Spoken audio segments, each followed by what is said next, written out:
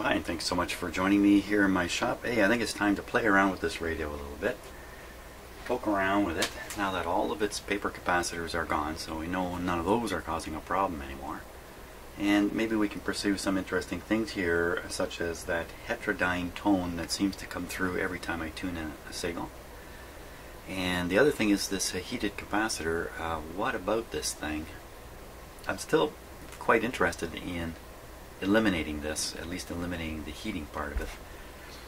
I'm a little concerned here that the heating wire that's wrapped around this resistor has perhaps even shorted. Some of the turns may have even shorted in here, and this thing may be pulling more current or running hotter than intended. Who knows? I'm concerned about this, so perhaps we can figure out what it does and what would happen if I disabled it. Would it really cause a problem here in the radio? Those are two interesting things to poke around with. So let's turn on the radio here. Let us do that. Okay, it's on full power now. Warm up for a moment.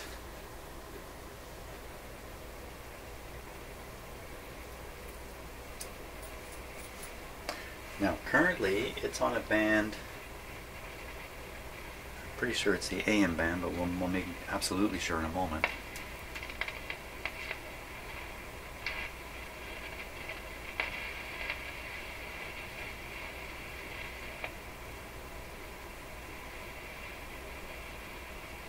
I'm listening very carefully to it.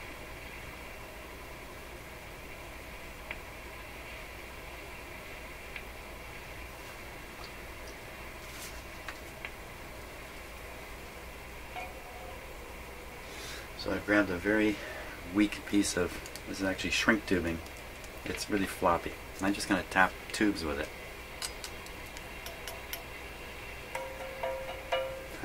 Hear that?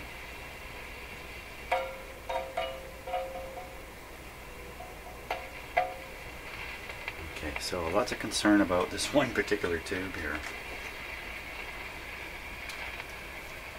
This is the guy that's supposed to be, I believe, a 6B6, but in fact a different tube is in there.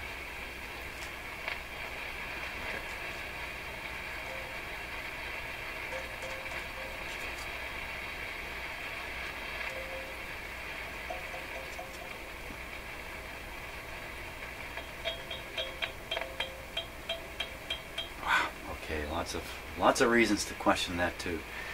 Not only can you hear the ringing, which means the elements in the tube are a little loose, but I can also hear a variation in the hiss level is going up and down a wee bit. That's a worrisome tube. Can't do anything about it right now.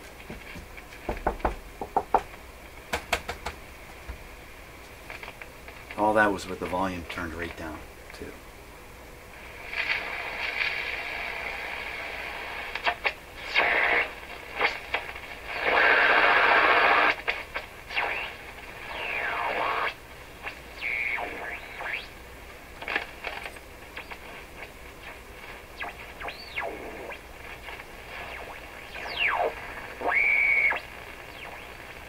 So I think that's what we hear on the AM band. We'll go one band. This should be the 6 megahertz shortwave band. I'm pretty sure it's 6 megahertz. Let's take a look and see. 6.0 to 6.2. And we're currently tuned, where are we tuned? I'm not exactly sure. So what we'll do is we'll feed a signal in from the signal generator here.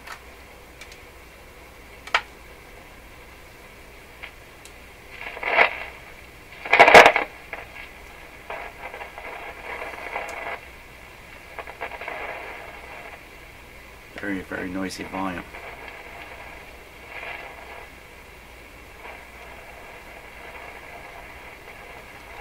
Okay, let's get the signal generator here. That's it.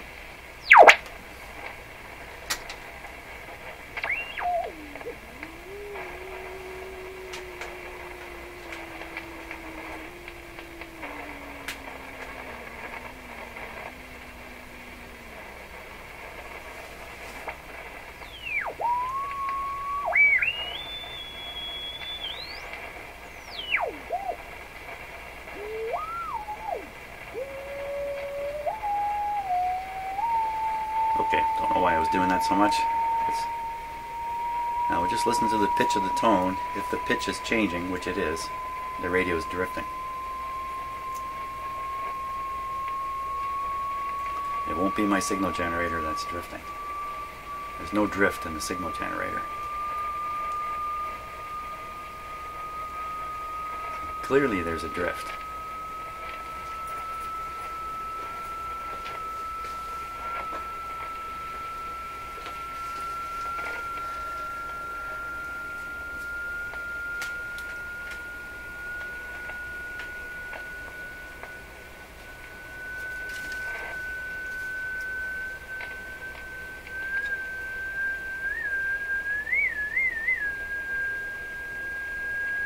This capacitor is very...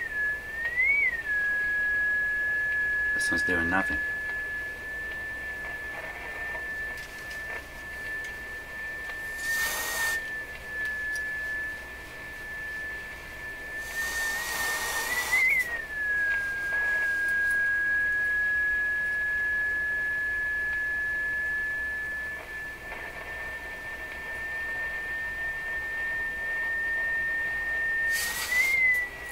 I say this, I don't think is in the circuit, the capacitor here.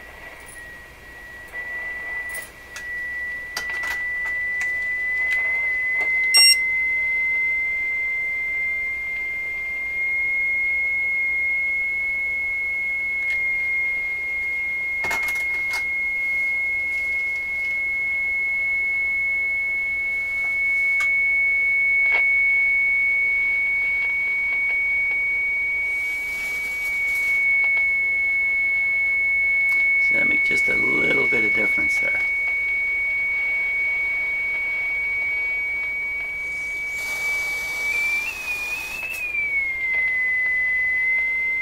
Some of that is just proximity.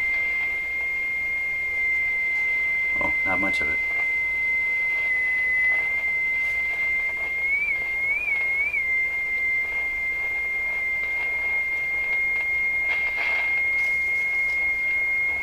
There's an awful lot of crackling and stuff happening here too. Let's just wiggle a couple of tubes here carefully.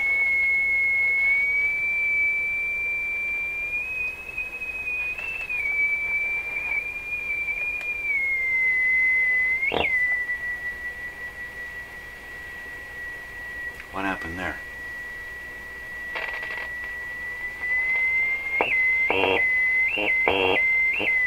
Huh. Wouldn't have expected that.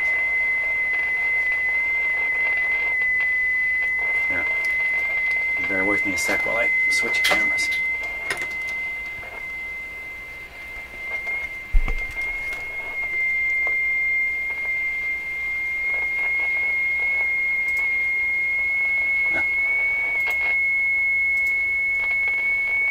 Uh-oh. What happened to my camera here?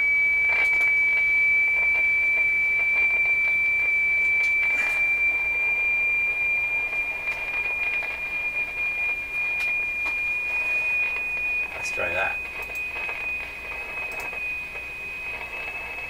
There we go.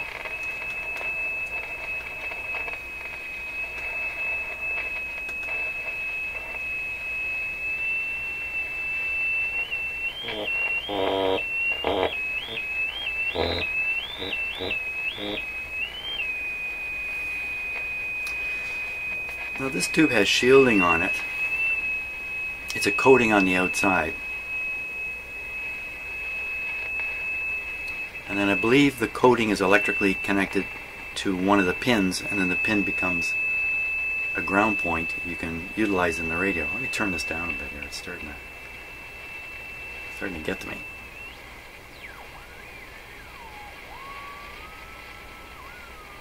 But I do want to keep listening to it. Just okay, so I just lowered the transmitter frequency, if you like. Now, why would this be so sensitive? And the whole idea is for it not to be so sensitive. The coating here is not shielded. The shield is not grounded. That'd be my guess. Okay, how can we, let's get a look at that. I'm sure I saw a little metal tab sticking out of this tube base.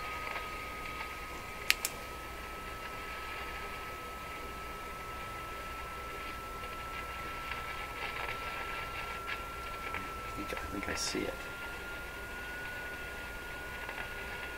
Right in the back corner there. Okay, hold on.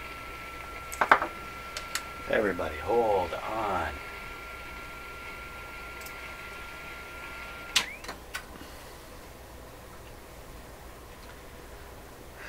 SK6 K7.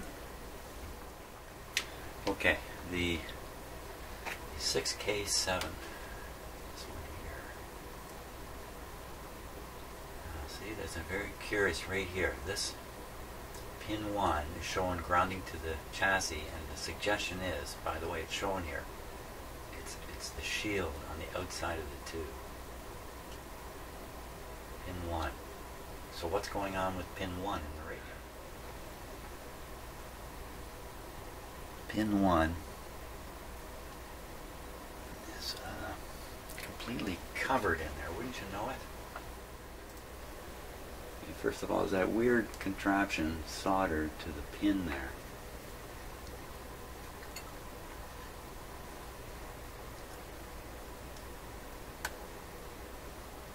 No. Okay, so I've lifted the contraption up. Oh, look at this. Is this wire cut? Am I imagining it? Oh, feels like there's something down there. Yeah, it's not cut. It's not cut. It's connected to this pin. Okay, everything's fine. So in the end, it is connected to the pin, but by a piece of wire.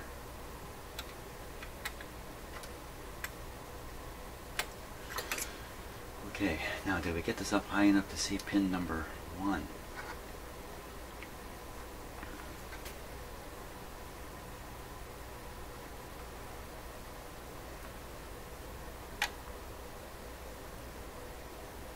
No, it doesn't look like there's any connection or terminal to connect to. That's what it looks like under there.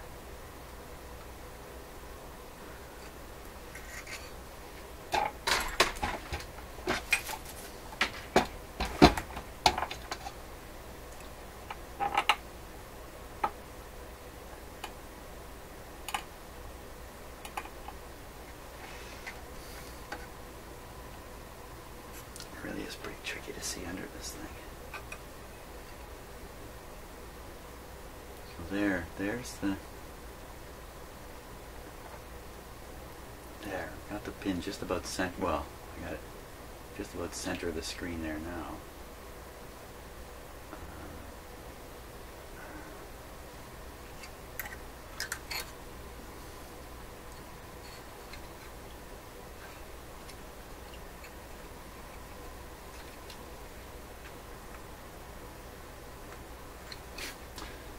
Come on, everybody get out of the way.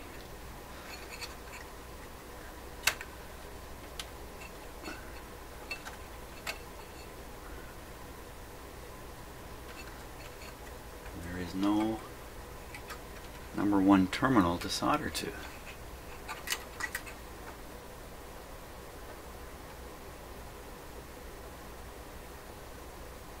So is that looks like that might have been grounded right under. If I can just, I think I see a solder pool on the chassis here. No, it's just a, oh, wait a minute. Yeah, look, yeah, there's a tang coming out from under the socket. Oh man, under this bundle of wire here, how can I?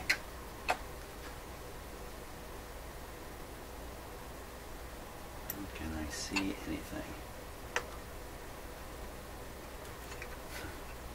So there is something coming out under the socket, out of where pin number 1 would be, and it sure...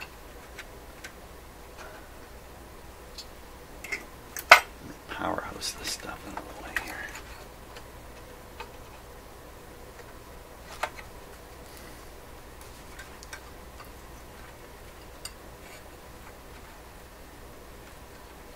This bundle of wire is the wires that lead up to the magic eye, by the way.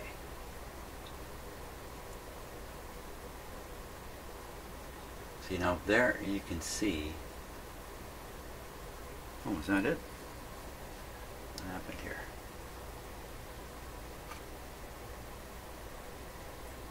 I don't think there's any doubt. Okay, I think for sure we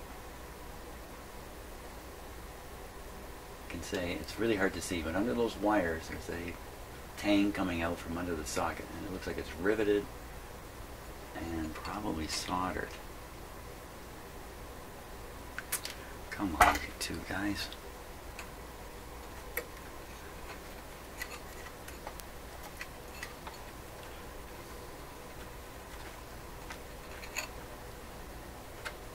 Yeah. Is it soldered?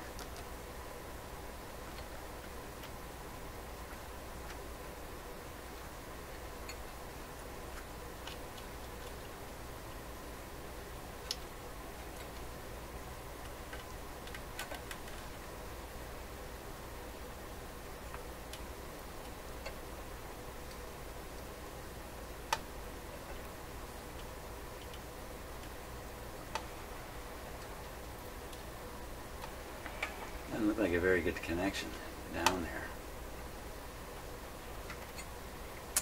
there. Okay, wow, really hard to get a good look at that. Really hard. So let's try a few testy sort of things. Let's see if there's continuity between the tube shield and the chassis.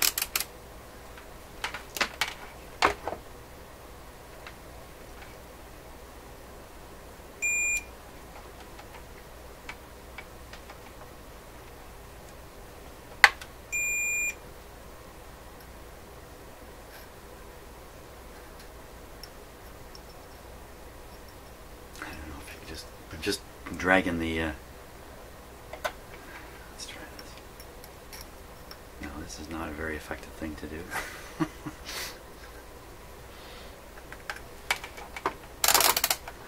Okay, put this on 28 megohms.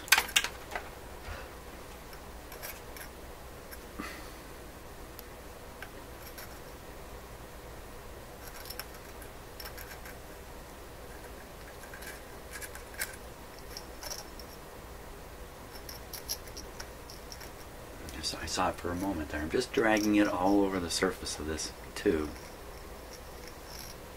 Pretty crazy. Let's try that.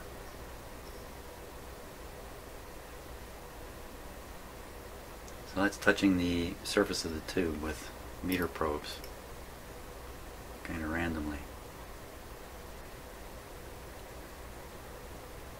All kinds of weird readings here. Is that a capacitor charging? Is that what that is? No. Okay, so now we'll try from the surface of the tube well to the chassis. That's the whole circuit. Sure enough, there you are. So it's connected, but it's a pretty high impedance deal here.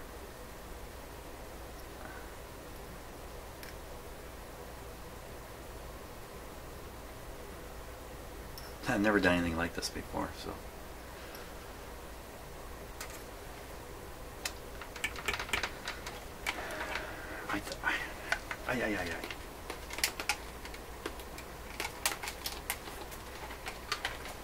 I think it's probably okay, even though it's so sensitive to touching, because it looks like it's a pretty high impedance deal. So if I touch it, because of the high impedance, a little bit of touching goes a long ways. And I think I'm chasing something that's not a problem. Now, let's turn the radio back on and switch to a shortwave band and then try to figure out what this little capacitor is doing. Here we go. Okay, radio on.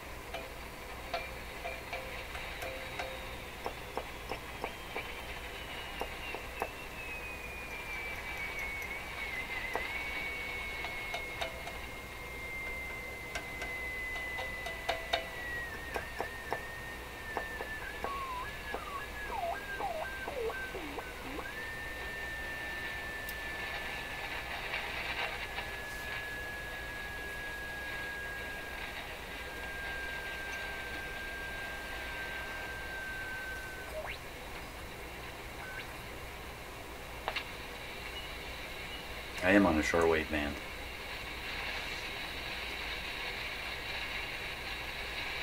Something just happened there. It just popped and changed.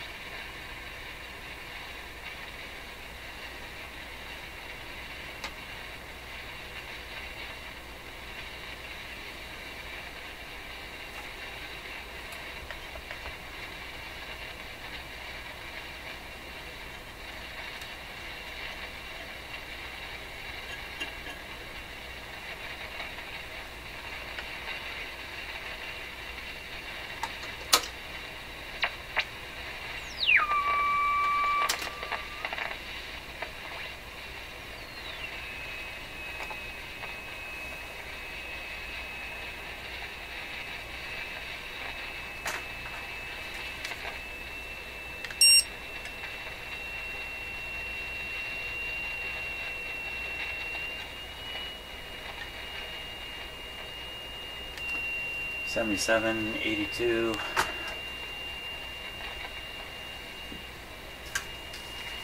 The tone you hear is coming from the signal generator heterodyne effect. If I make this radio tune a bit, that pitch is going to go up or down.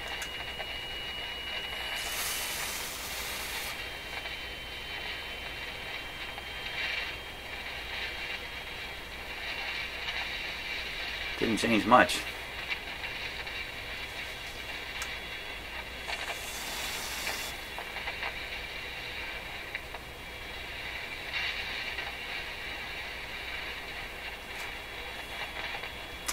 Did not change much at all. Maybe this is more important on the higher bands.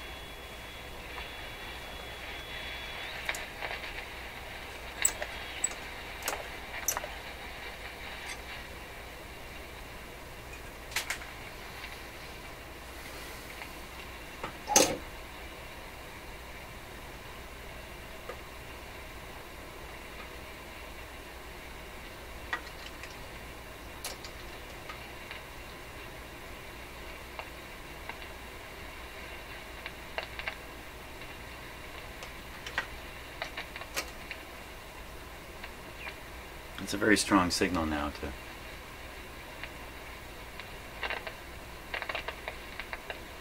I thought I heard it for a moment there.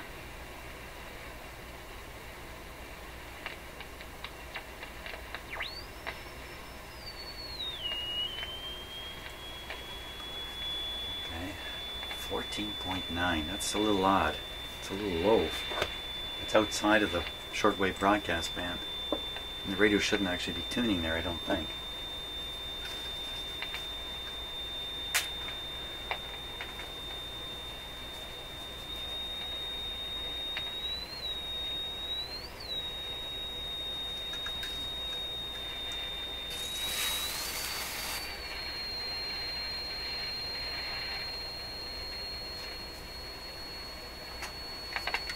It changed the pitch, but it's not coming back.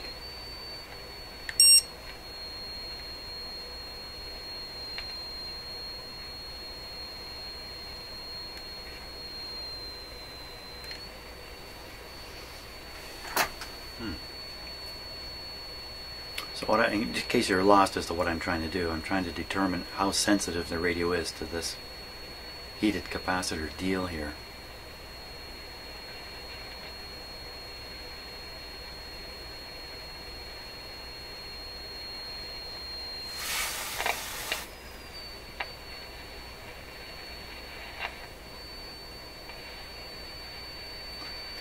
A little bit.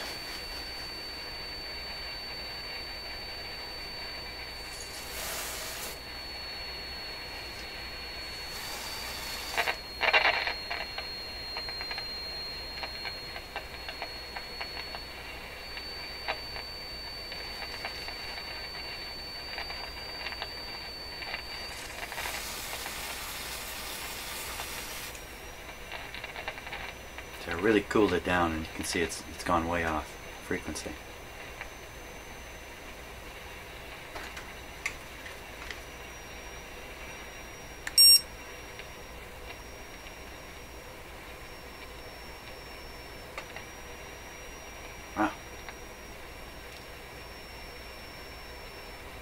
not heating up very fast either.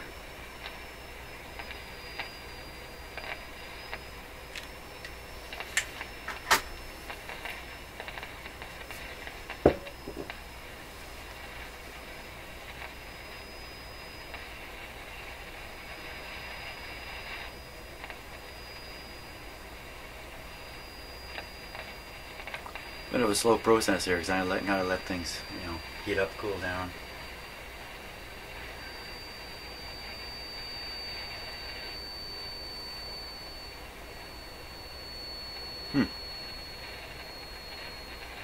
Just for fun, let's flip the radio here.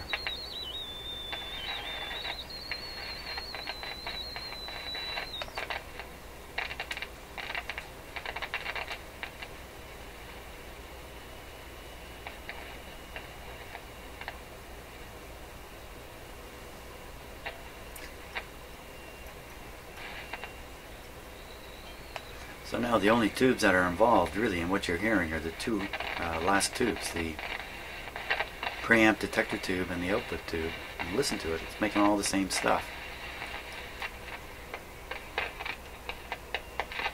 I think we got lots of problems with that particular tube, that one particular tube. I think it's causing a lot of this crackling and stuff. This seems to be almost ineffective at doing anything to the radio. I can't pick up on why it's there. If there's a heating drift, it's pretty minor stuff. You know, if this is designed to counter like a 2 or 3 minute warm-up drift, other than that story I told you about trying to sell one of these in a store, people could tolerate that easily. You turn on the radio and it takes a while to warm up. Everybody tolerated that back then. So I'm not so sure what this guy's really doing anyway. Okay.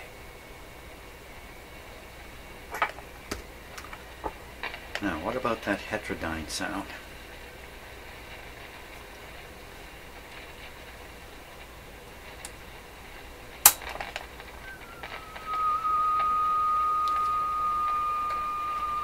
Okay, so this is an unmodulated signal being sent to the radio. We should not hear this tone. The tone is being caused by something I don't understand what it is. It always seems to line up perfectly with the received signal.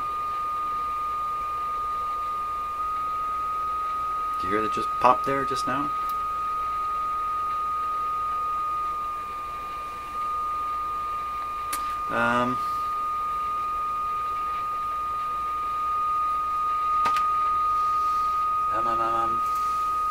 Okay, so you're looking at the SDR display from my software-defined radio. Let me just turn this volume back a bit here.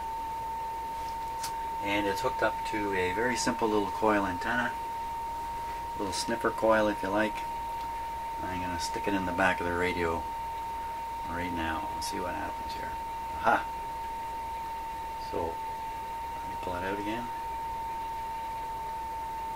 Okay, I'll stick it back in. So on the left side, you see two signals, if you like. Let's see, one's at 14,320 and the other one's at 14,490. 320 to 4, not 490, 4, I'm doing this all wrong. 14,320 to 14,490. Okay, can't do the math. Hang on 1 second here.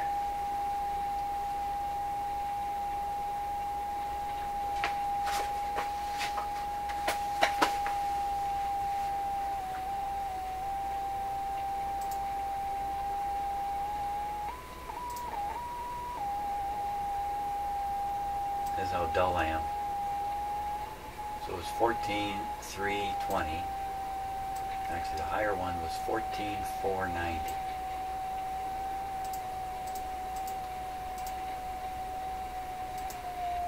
And I want to subtract away 14,320.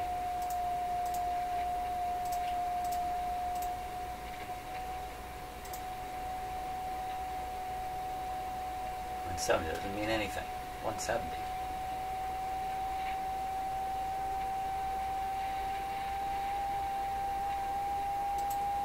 What the heck is that?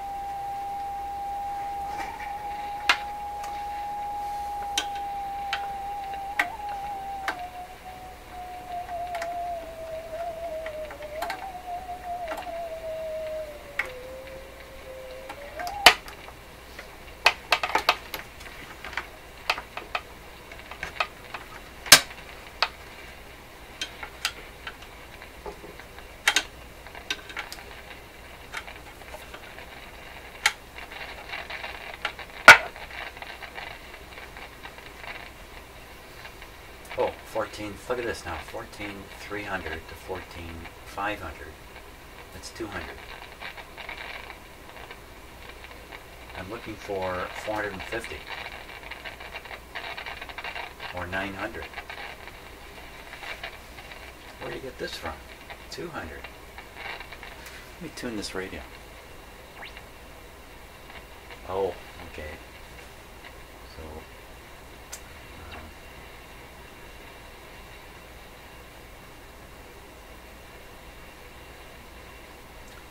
okay, so maybe it can just be an aberration. If we put it here, I think this is the local oscillator we're looking at. So if we tune the local oscillator to 15, oh, let's do a smart thing here. We'll set it to 15,455. Can't get there. So 15,255.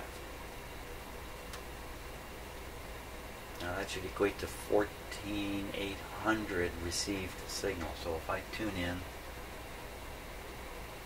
14,800, if I send out 14,800 on the signal generator, we should hear it in the radio. 14,800. So, okay, I'm going to dial in 14,800. There it is right there. You can hear it.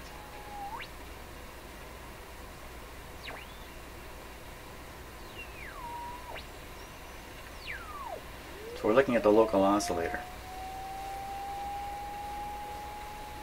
What was that up and down thing it just did?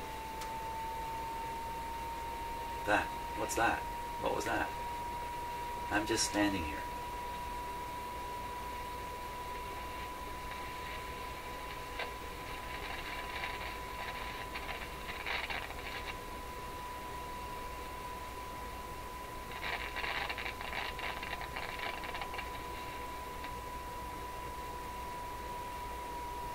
I'm just watching it, just like you. I'm just staring at this and watching it and thinking about, well, why is this going up and down?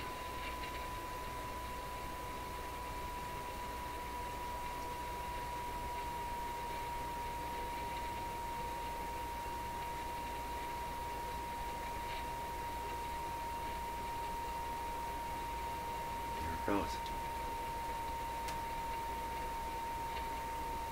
Okay, now, so is that for real? Is that really happening in this radio?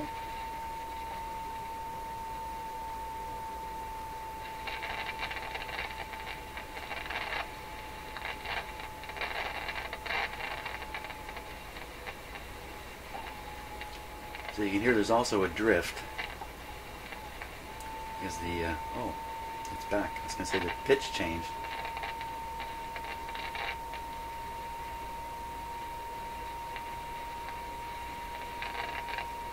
See, it's a fairly steady, almost an oscillation. If you look down below now at the waterfall, it's almost, no, it's not, of course. Never mind what I'm saying. Oh, you hear that little funk? You can see it on the SDR. There's a bunch more. I'm just standing here, by the way. I'm not touching anything. There's another one.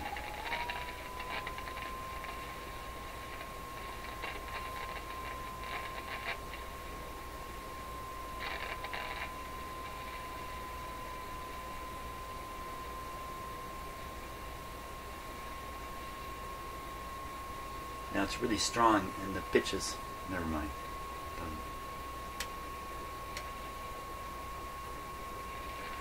Okay, so I'm going to wiggle a tube here, and just the questionable tube, a microphonic one. Okay, I just touched the chassis slightly with my hand. That's okay. So I'm moving it. Nothing really happening. Okay, let's try this one here. Okay, so you know what? That's the 6K7 with the funny. Is it shielded? Is it not shielded? That's my hand going.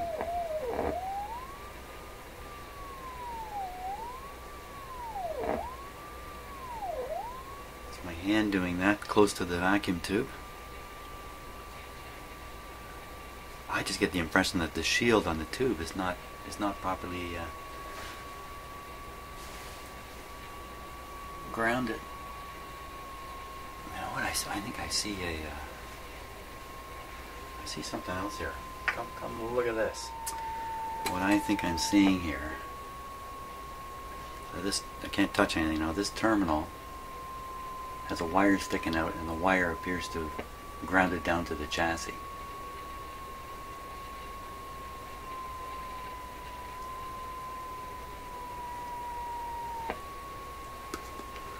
That could be it. Let's turn the set off. Pull that wire out. Oh, first of all, it wasn't really shorted. So that's the lead, little tiny lead from I think from my capacitor I installed there.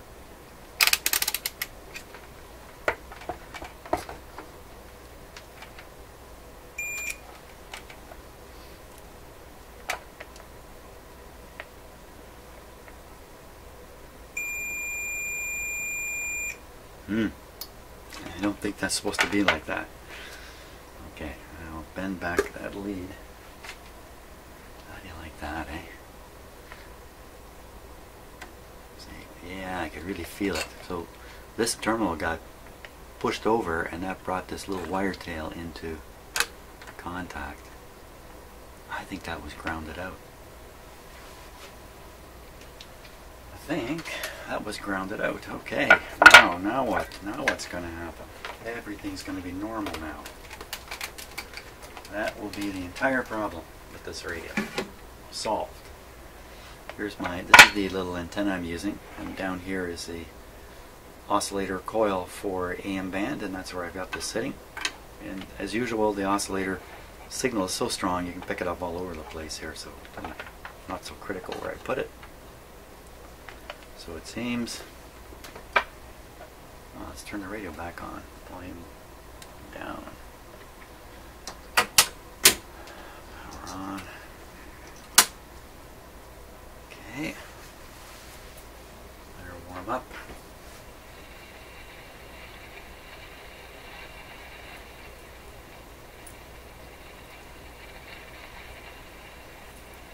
Still noisy.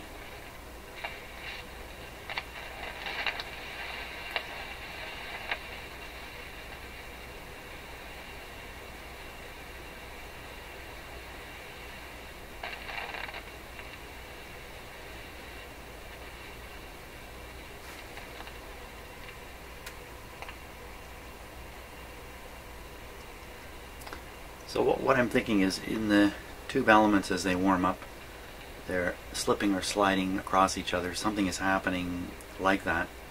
And of course, like anything that slides across another surface, it tends to, shift like this. So what I'm thinking is, as the tube is warming up, it's doing this, and we can hear some of the effects, some of that crackling and that. And if I'm lucky, just before it makes the shift, if I tap the tube, I can cause the shift. So if I tap the tube, send a little shock into the tube, mechanical shock, it encourages this thing to happen. I can see if I can hear a sound that then matches the tapping of the tube. But it's very light tapping.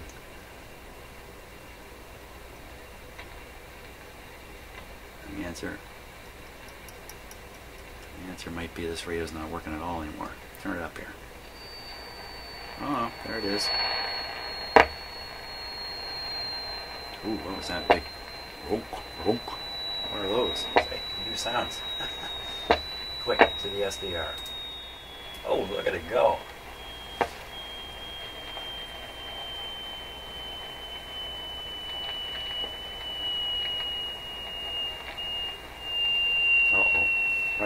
storage.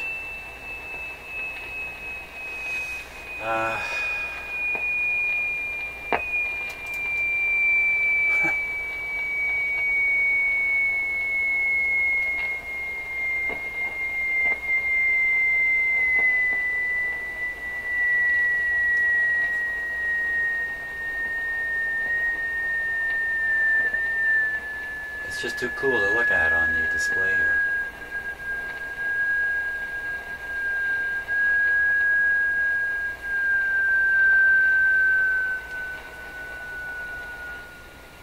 Once again, the tone you're listening to is not coming, it's not modulated from the signal generator. It's a heterodyne between the incoming signal from the signal generator, the carrier signal, and something going on in this radio.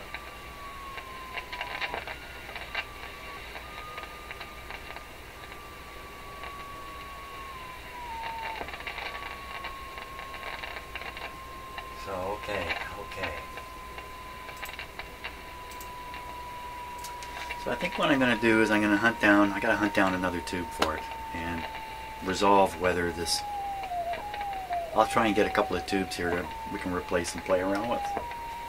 Listen to that thing go. Okay, based on my trigger theory,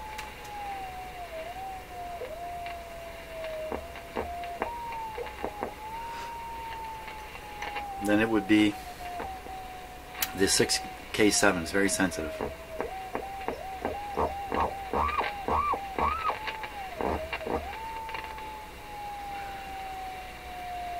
What if I ground it?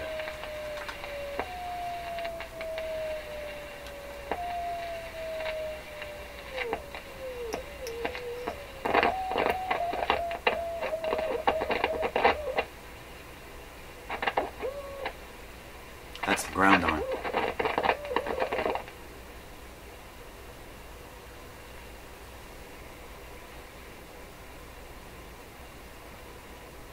Let's knock the wind out of the radio.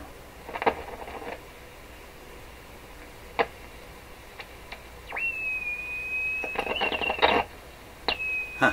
Okay, so when I put a ground on the shielded coating of that tube, it just seems to knock the wind right out of the radio. Really don't know what's going on. Okay, gotta call it quits here. Hey, thanks a lot for watching, and we'll scratch our heads together tomorrow.